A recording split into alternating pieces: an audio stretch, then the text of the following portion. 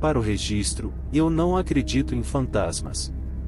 Mas a primeira casa que eu e minha esposa compramos, era uma antiga casa de 2 andares dos anos 1910. Não conseguíamos encontrar a chave do corretor de imóveis para entrar, então estávamos olhando em volta na varanda e eu olhei para cima a tempo de ver uma mão se afastar da cortina, como se alguém tivesse olhado para baixo para ver o que era o tumulto. Olhem, tem alguém lá dentro. Estamos todos chamando para nos deixar entrar, mas sem resposta. Alguns minutos depois, encontramos a chave, e nos deixamos entrar. Naturalmente, não há ninguém lá dentro. Lindo lugar antigo com uma grande sala de biblioteca na frente, dividida por estes 2 pilares. Nós a compramos. Depois de nos mudarmos para cá, o vizinho vem. Que casa tão bonita! Tão triste sobre os proprietários anteriores. Acontece que o casal que a possuía encontrou um final inoportuno num acidente de carro no dia em que assinaram os papéis para vendê-la. Depois, descobrimos os contínuos rangidos e batidas da casa. Se você estivesse sentado lá embaixo, pareceria que os móveis estavam sendo movimentados lá em cima. Mais de uma vez, minha esposa subia para perguntar o que diabos eu estava fazendo. Eu tinha estado sentado na minha cadeira lendo o tempo todo. Inúmeras coisas como esta. Batidas nas paredes quando você estava deitado na cama. Pancadas nos degraus de madeira que levam ao 2º andar. O tempo todo. As casas antigas fazem barulho. Elas se esticam e encolhem à medida que a temperatura muda. Mas eu nunca disse isso a mais ninguém. Os hóspedes ouviam o bater no corredor e ficavam todos. O que diabos é isso? E eu arquearia uma sobrancelha e colocava meu dedo nos lábios. O lugar tinha uma história interessante. Foi a sacristia da igreja católica local, até que houve algum tipo de escândalo sobre sua construção pelo proprietário da empresa madeireira local, que fez com que o padre residente fosse literalmente enviado para Moçambique ou algo assim. Fiquei triste em deixá-la. Às vezes eu ainda passo de carro, paro e olho para ela quando estou na vizinhança. Sempre esperando ver algo na janela.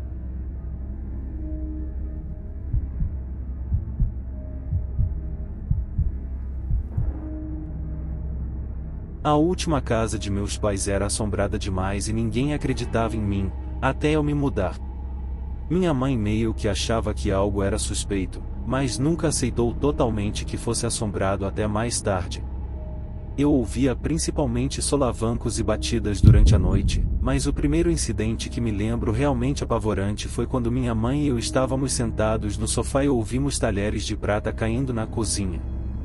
Quando me levantei para investigar, descobri que a faca de brownie que foi colocada no fundo da panela de brownie não estava apenas no chão, mas na metade do corredor a uns bons 7 ou 8 pés da cozinha. Depois disso e de algumas outras coisas caindo movendo inesperadamente eu fiquei convencido, meus pais nem tanto. Até que meu padrasto dormia em meu quarto de vez em quando depois que eu saí, que foi onde eu vivi a maior parte das assombrações que eram apenas batidas e solavancos na noite, mas pareciam alguém batendo com um punho fechado na parede e teto. Uma noite ele se mudou para o meu quarto, ele ronca muito alto, e disse que ouviu os solavancos e depois de ter perguntado brincando o que você quer, o quarto ficou super frio ao ponto de poder ver seu hálito e este desgraçado simplesmente vai dormir depois. Então, algumas semanas depois, minha mãe me disse que ela rolou no meio da noite porque continuava ouvindo alguém sussurrar seu nome para ver uma pequena mulher asiática ajoelhada ao lado de sua cama, ao que ela respondeu rolando de volta e voltando a dormir. Eu não sei como elas ficaram lá e simplesmente ignoraram aquela porcaria, mas eu fiquei feliz por ter saído de casa quando fiz, o que não teve relação com as assombrações.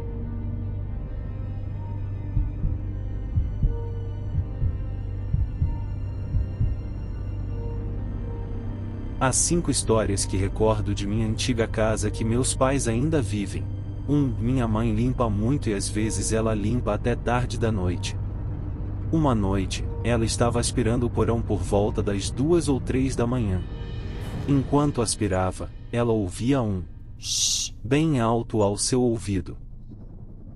Ela se virou para ver quem estava lá e ninguém estava lá. É desnecessário dizer que ela parou de limpar durante a noite e foi para a cama. 2. Lá, havia um tobogã de roupa suja no corredor do andar de cima. Meu pai se abaixou para abri-lo e então rapidamente puxou sua mão e se levantou rapidamente. Ele veio à cozinha onde eu estava com minha mãe e disse que viu uma mão translúcida alcançando o cabo ao mesmo tempo em que ele estava.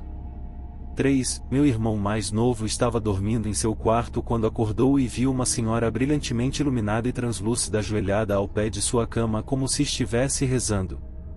Ele ficou muito assustado e se virou e tentou adormecer o mais rápido que pôde. 4. Minha irmã acordou pela manhã e viu a figura sombria de um homem parado na porta de seu quarto. Ela esfregou os olhos e colocou os óculos e olhou novamente e a figura tinha desaparecido. 5. Eu estava lá embaixo assistindo a um filme, Thor, com minha esposa e filhos e alguns sobrinhos nossos. Enquanto assistíamos, um dos brinquedos eletrônicos das crianças começou a fazer música. Fui até lá e o brinquedo ainda estava em posição de desligado. Isso realmente assustou meus sobrinhos.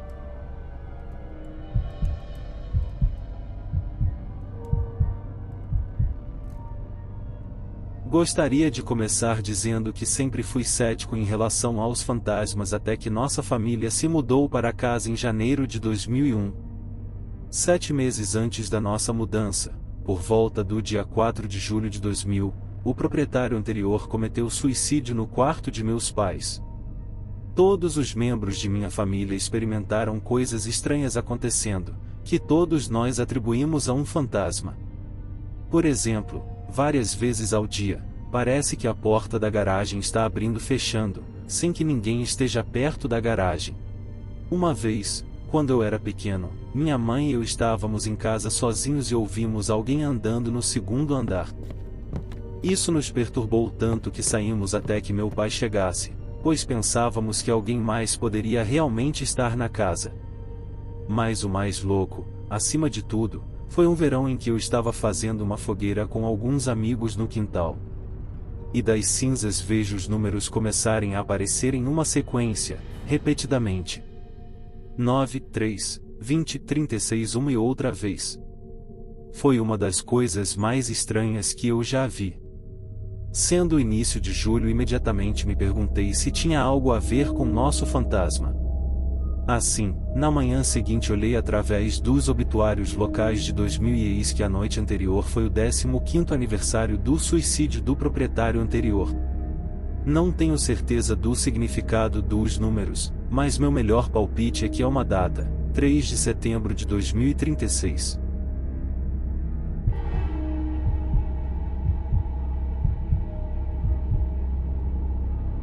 Quando eu era criança, vivíamos em uma casa no campo e antes de eu começar o jardim de infância, minha mãe decidiu que queria que vivêssemos na cidade, então compramos uma casa na cidade, mas mantivemos nossa antiga casa para alugar. Não me lembro muito sobre esta casa. Algumas coisas assustadoras aconteceram comigo, mas minha mãe, por outro lado, teve muitas coisas muito inquietantes acontecendo com ela na casa e ela não quer falar sobre elas. Nós nos mudamos de volta para nossa antiga casa depois de menos de um ano. Lembro-me de uma noite eu estava deitado na cama, meio adormecido, de frente para a parede e parecia que alguém tinha rastejado para a cama ao meu lado. Senti os cobertores se moverem e a pressão sobre a cama, mas ninguém me tocou. Apenas presumi que fosse minha mãe e adormeci de novo. Na manhã seguinte perguntei a ela por que ela veio dormir comigo e ela disse que não tinha dormido. Em outra ocasião eu estava tomando banho e sempre gostei da cortina do chuveiro fechada quando estava no banho e ouvi alguém cantarolar no banheiro e pensei que fosse minha mãe e disse algo a ela, mas não obtive resposta. Alguns minutos depois, minha mãe entrou no banheiro e puxou a cortina de volta para me ver. Perguntei por que ela não me respondeu antes e ela disse que tinha estado do lado de fora pendurando roupas no varal e que não tinha estado lá dentro. Essas são as únicas coisas que me aconteceram que eu não consigo racionalizar de verdade. Minha mãe não trabalhava, então ela estava muito sozinha em casa enquanto eu estava na escola e enquanto meu pai estava no trabalho, e a maior parte do que aconteceu com ela foi enquanto ela estava sozinha em casa. Ela nunca fala sobre isso, pois tudo isso realmente a traumatizou, mas eu consegui que ela compartilhasse uma história comigo uma noite depois de alguns copos de vinho. Ela disse que o incidente que a fez decidir que tínhamos que sair foi quando ela estava no banheiro e estava tentando sair, mas a porta não se abria e as luzes se apagavam e ela podia ouvir a respiração por trás dela se aproximando cada vez mais. Ela disse que fechou os olhos, recitou o Salmo 23 em voz alta e a porta se abriu. Nós nos mudamos e voltamos para nossa antiga casa assim que a escola terminou as aulas durante o verão. Minha mãe disse que um casal mais velho comprou a casa. Não tenho certeza se eles ainda vivem lá ou não ou se já experimentaram alguma coisa.